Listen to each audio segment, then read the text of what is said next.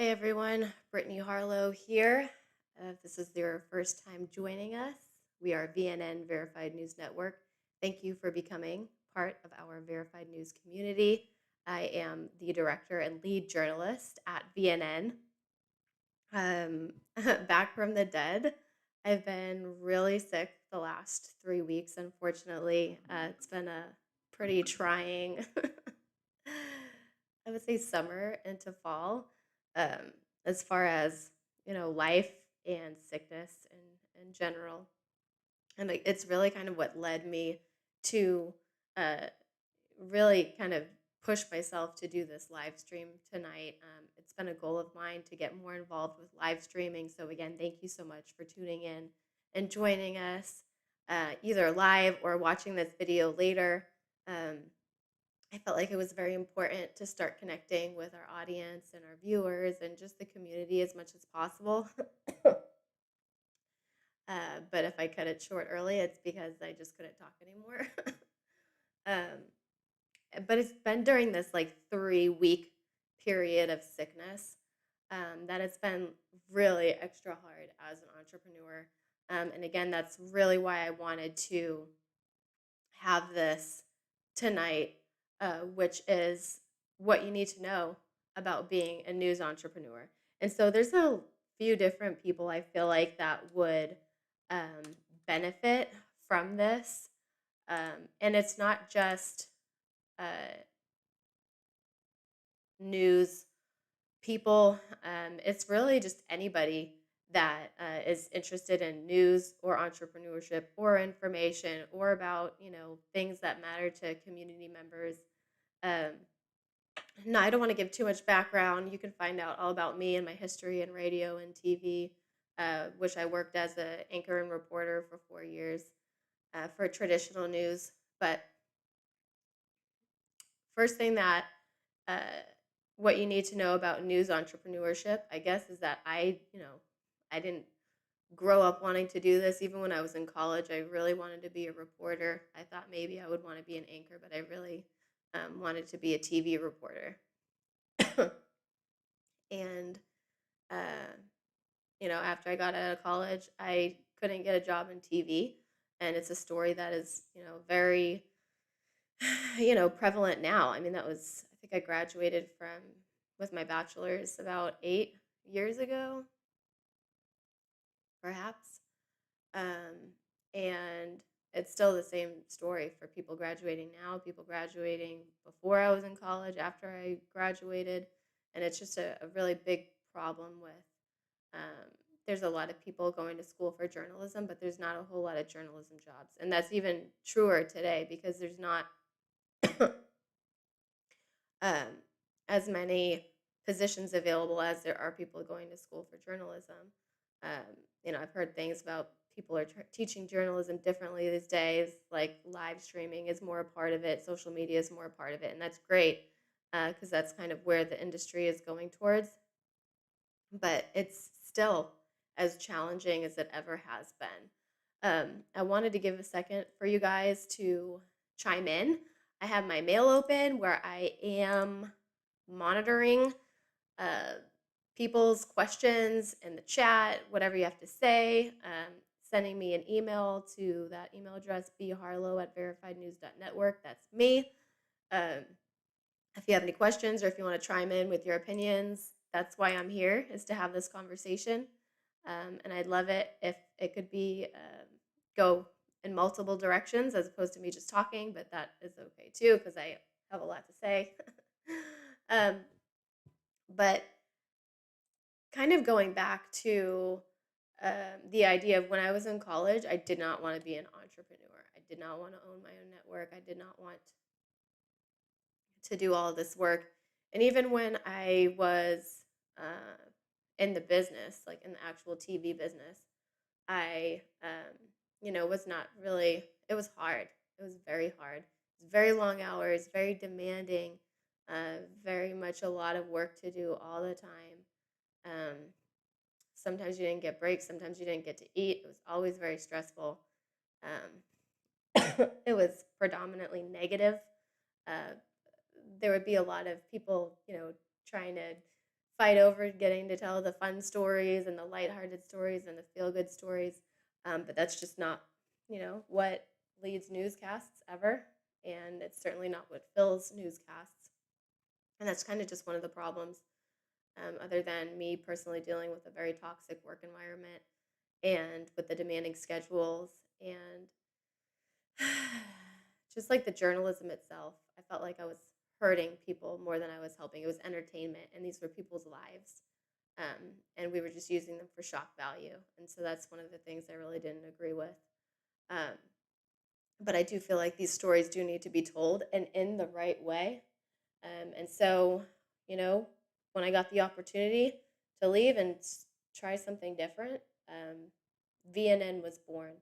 And I really, again, if something like this existed already, I certainly would have just become a part of it as opposed to having to create it from the ground up. But unfortunately, nothing really existed. And I've been doing this for now in our fourth year. So I would say a little over 3 years, 3 years and a few months.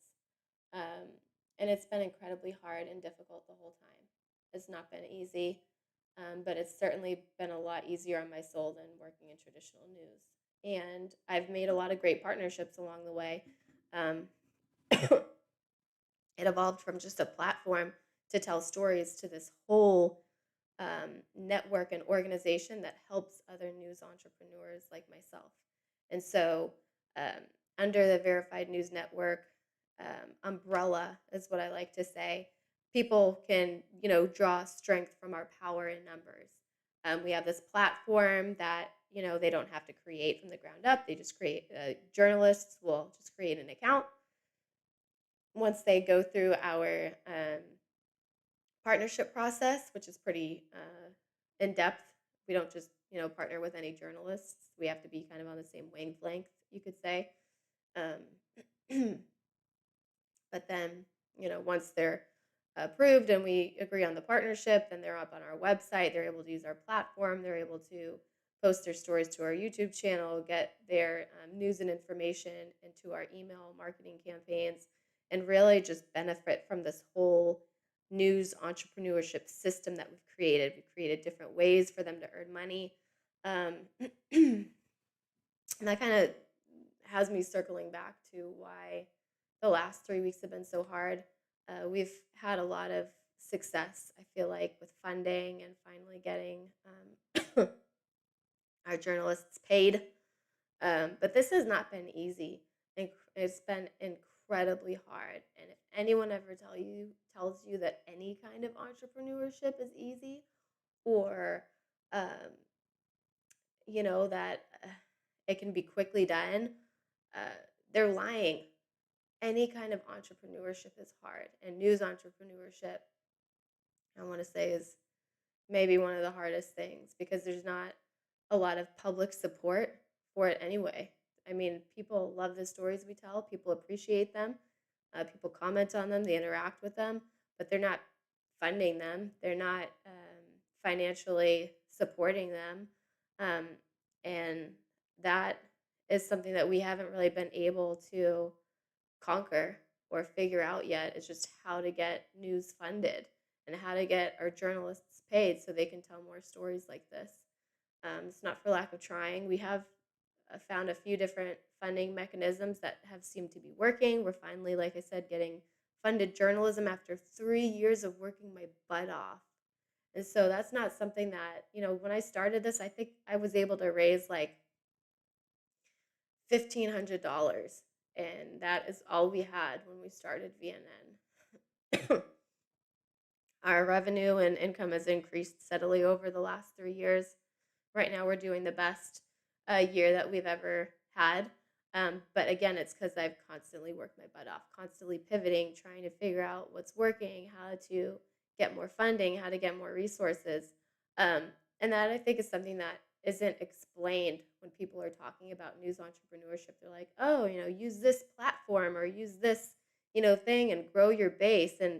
But it's just kind of like I compare it to, that idea of wanting to be a famous actress and moving out to Hollywood and, thinking that you're gonna hit it big. Obviously, some people hit it big, but the percentage of people that are working, really successful Hollywood stars is like, I don't even know what it is, but it's very, very small, a very, very small percentage of people.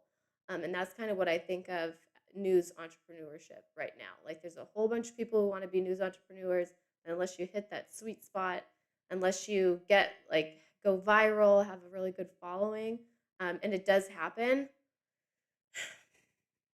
it's going to be a lot of hard work, and and a lot of people give up and fall off after 1 or 2 years, and I think that is another hard thing to deal with, and something that I um, is what keeps me going. Honestly, is why I keep fighting and keep working and keep trying to help other news entrepreneurs and help other journalists join with us so that we could have that power on numbers. We can have everyone building off of what I've built for the last 3 years, so that we all don't have to start, or they all don't have to start from the ground up. Um,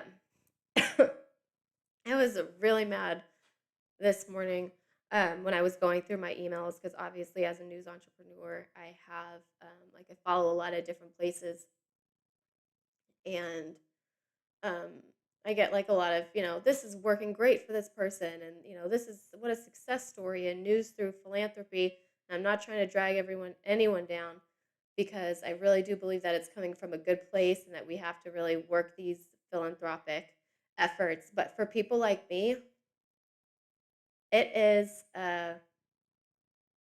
kind of depressing, because you hear about all these philanthropic successes of people fundraising for journalism, but it's coming from legacy stations. It's coming from people who had a lot of money and maybe,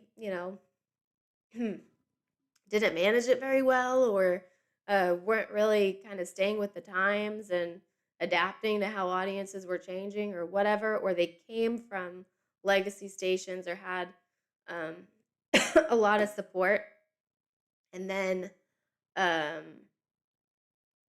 they went out on their own to do their own thing, but they still had a lot of professional support. For people like me, like straight from the ground up entrepreneurs, and that's this case for like a lot of people.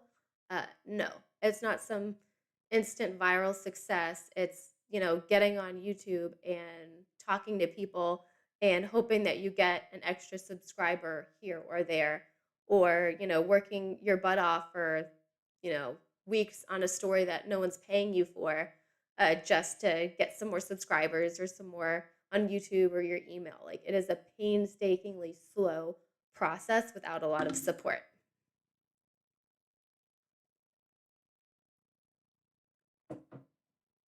So it sounds depressing, all of these things that I'm saying, but I'm really trying to be encouraging, because just if you're a news entrepreneur, if you're any kind of entrepreneur and you feel like you're not enough of a success because everyone else is being so successful around you, like, read those stories. They probably didn't come from nothing. And if they did, great job, but that is not the case for a lot of people. Real entrepreneurship is working for 5 to 10 years with little pay and few resources and not giving up. And that is kind of, I was really at the bottom with that mentality, especially when I started getting sick, like 3 weeks ago or 2.5 weeks ago. Um, I was just like, everything I worked hard for is gonna die, and everything's going away, and all these projects are gonna be put on hold. But um,